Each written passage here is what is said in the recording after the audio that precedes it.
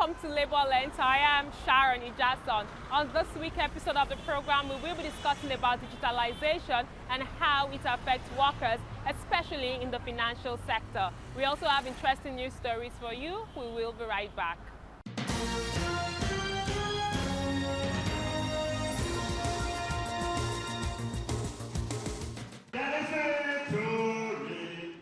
This recent decision of the government was announced by the Minister of State for Labour and Employment. According to him, the process will start on Wednesday in Abuja and all labour centres will be participating. Research shows that the policy of employee casualization has been in practice for a very long period in Nigeria, and it cuts across the public and private sectors. It has been a cause of disagreement between employers and labor unions, yet casualization of staff is growing on a daily basis. There are 6 labor laws in the country. I hope you know the 6 of them. All of them will be reviewed in line with all the guidelines provided by ILO. We are far behind. The Employees Compensation Act, the Nigerian Union Labor Act, all those laws are obsolete. We have to review all of them, and all of you will be involved. Permit me to implore you to engage meaningfully in the discussions that will be taking place in the next few months with a view that together as a team, we can evolve a document that will bring an end to labor exploitations and identify unfair labor practices in the oil and gas sector. At the educational conference themed Creating a Sustainable Brand as a Trade Union for a Positive Social Change, the national president of NUPENG announced that the union will introduce a biometric identity card to reduce forging of the identity card of the union. We are collaborating with a reputable IT firm to come out with a new membership ID card that will have a series of security features to prevent forgery, and we also come with card readers to identify genuine members from fake ones. Any member that commits fraud or other crime will also be easily identified and prosecuted. Workers from the oil and gas sector are expectant on laws that will promote decent work, following the trend of oil companies rendering workers redundant, especially during the last 5 years.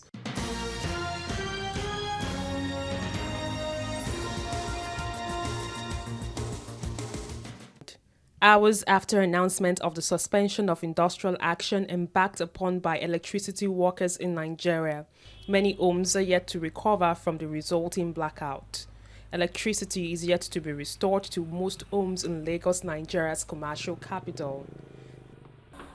I took the journey to visit the home of Felicia Olaleye, a resident of Lagos. She tells me she is yet to enjoy power supply for more than 72 hours. She laments that unlike other neighbors, she does not have a generator set as alternative. There is no light. Look at my fridge also. I've emptied everything there, my stew, my boiled pepper and other fresh pepper that I kept there. Reacting to the strike by electricity workers, which caused a total nationwide blackout, many are of the view that it is not an unusual occurrence. It has been a mirage. It had started long time ago. So Nigeria is facing a terrible war in terms of power supply. We don't have lights, so paying an exorbitant bill is more or less like extortion. It's more or less like extorting the individual that uses the light. Aliyu Tiamiu, a radionic, wants government and relevant stakeholders to intervene. He says he and his colleagues depend on 3 generator sets for power.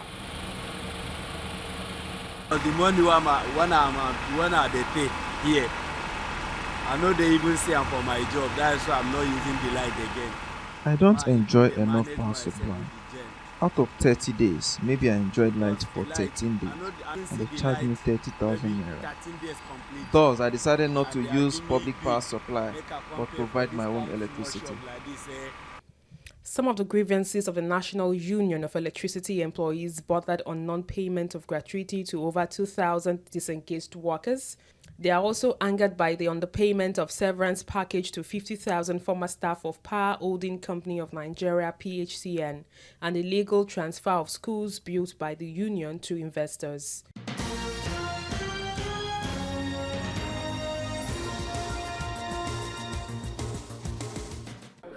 At its plenary on Wednesday, the House of Representatives summoned the Power Minister and his Labour and Employment counterpart, along with the leadership of electricity workers in Nigeria. Although the industrial action leading to nationwide blackout has now been suspended, the lawmakers feel the need to intervene on behalf of the masses who suffer the brunt. National Union of Electricity Employees. This meeting is to seek lasting peace to industrial unrest between government and workers. I've talked about the unintended consequences. They can only best be imagined.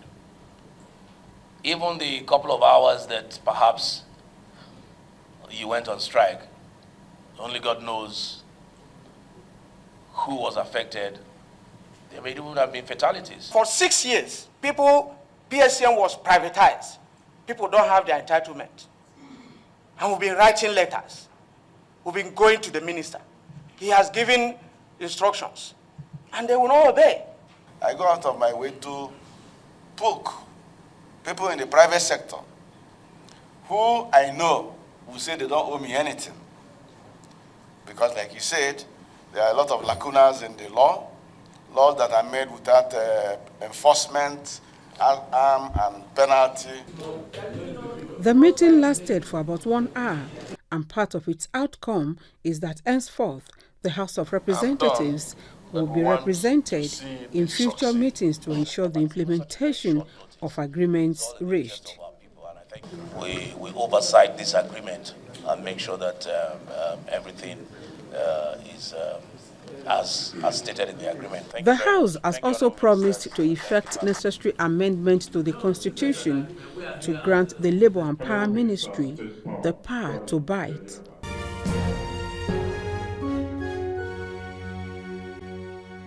Really, I don't really want us to see it more of a threat. I think we should see it more of an opportunity, because digitalization is actually man-made. Digitalization did not fall from heaven. If we keep seeing this as a threat, what it means is that a whole lot of us are going to be left behind. Because whether we like it or not, the world is going digital, and it will continue. The unimaginable will happen. But I think what we should be thinking of is the fact that as humans, we are the ones that code and decode programs that is today being referred to as digitalization. So what we should basically do is to see how we can create more jobs out of this digital, digitalization era that we have found ourselves. It's not so much as to resist it, but rather we should also look at how to create jobs around it. Because it is still human at the end of the day that will operate the system. The only difference now is that you will have more human intervention for faith. But as much as it will involve human to code, to control, to still monitor, and even re-engineer what is happening, it's just a question of us opening up our mind to see how the space can still favor man. Definitely, no matter how digitalized the world will be, there will still be some form of human intervention. First, we need to embrace the change and the reality and the fact that the future of digitalization is inevitable. It will creep in on us. In fact, it's with us. And that future that we are even talking about starts today. And that we need to, as workers, to begin to reposition our minds beyond fighting. We should look at adapting. Adapting is the first big word. We must adapt, we must retool, we must relearn, we must reposition ourselves so that we will be relevant. Then we also need to push for government to put in the appropriate legislation that makes that era to be humane. Because the reality is that because most of the things that are going to come on board, they are new.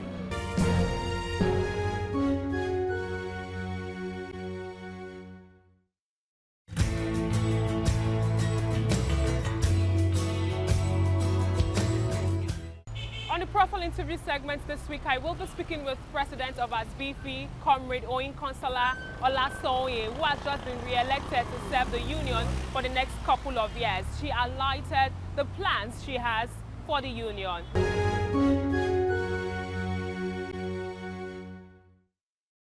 Congratulations on your reappointment as the president of ASBIFI. Thank you so much.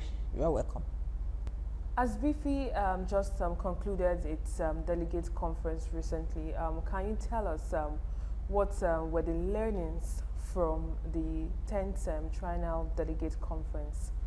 Thank you so much. Election and delegate conference are held always in the month of November every 3 years.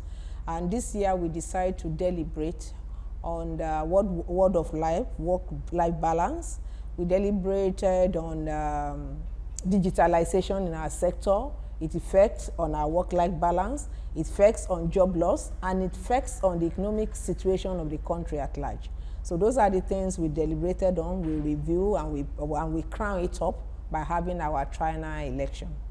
Talking about digitalization and how it affects your sector, which is banking, finance, and also insurance company, can you tell us what is your take home in terms of advocacy to your employers and also to the employees, which are your members?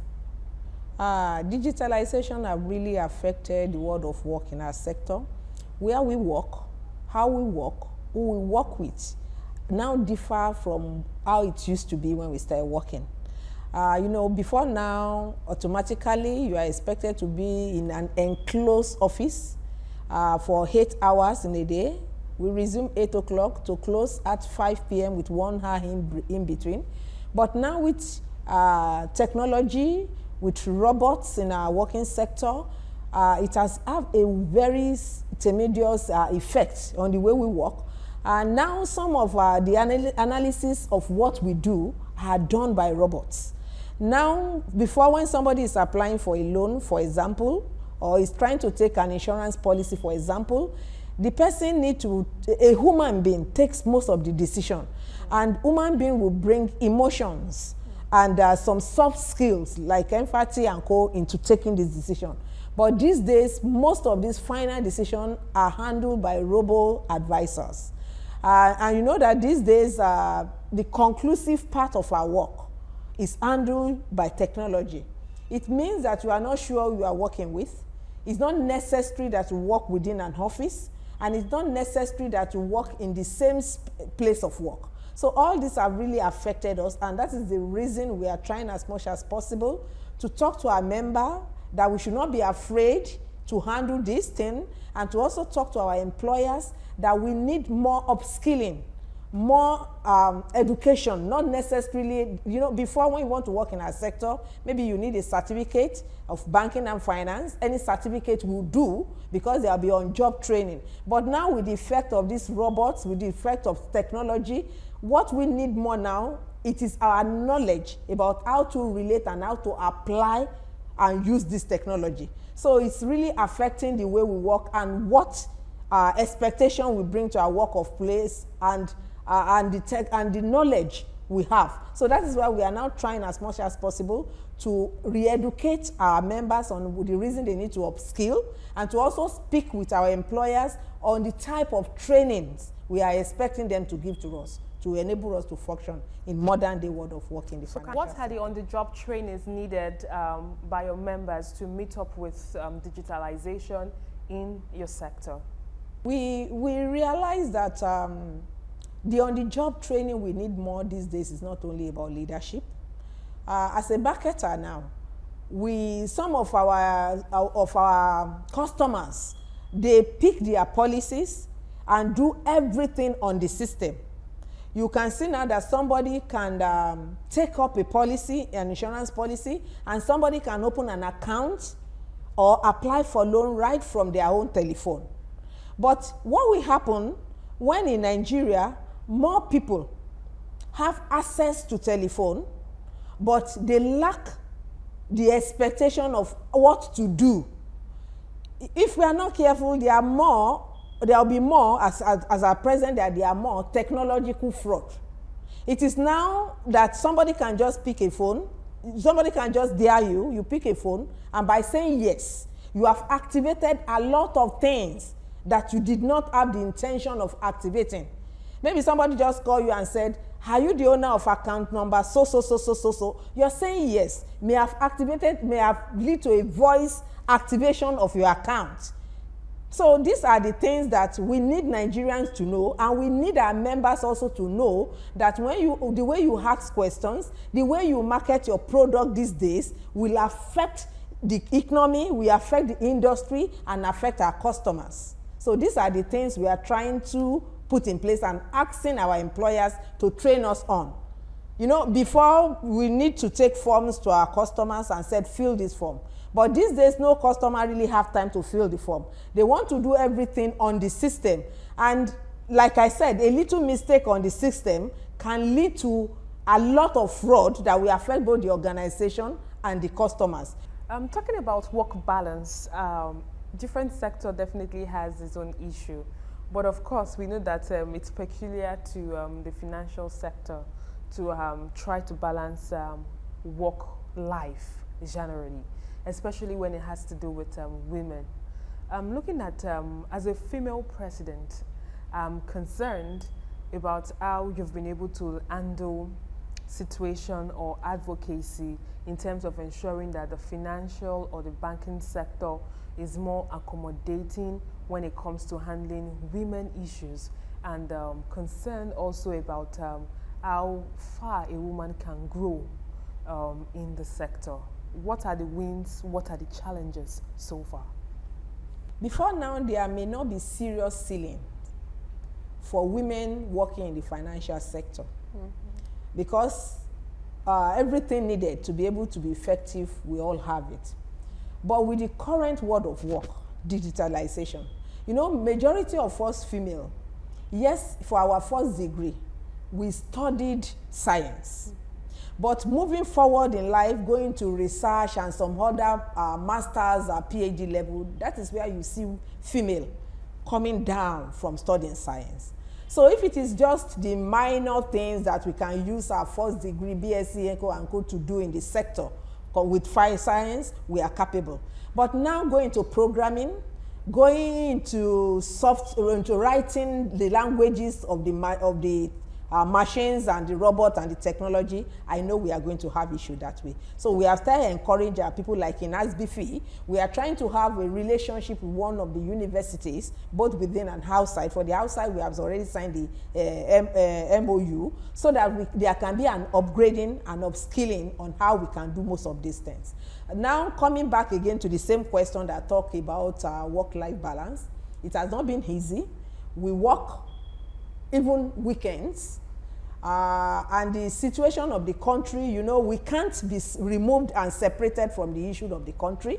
Majority of us, we have to leave our home early. We can't afford to go late to work, because if we claim we are senior staff, we must lead by example.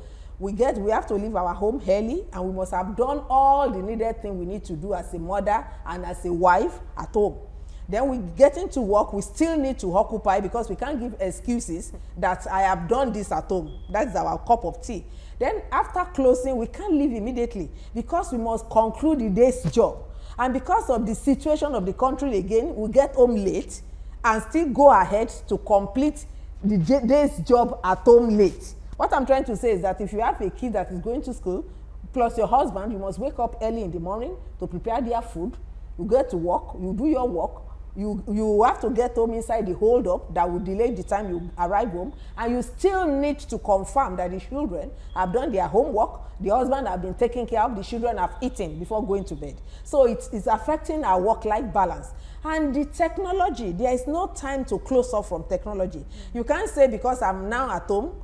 Most of us, once we're at home, we still go with our laptop, we still go with our telephone. Your boss can still send messages to you at home. So we don't have time to ourselves again. Even now on annual leave, you still decide to go with some work, or somebody will still call you. And some of our members, ladies, male, female, that works in the banking sector, over the weekend, they have to, because people are still collecting money from the ATM over the weekend, including Sunday, somebody must be available to load this money.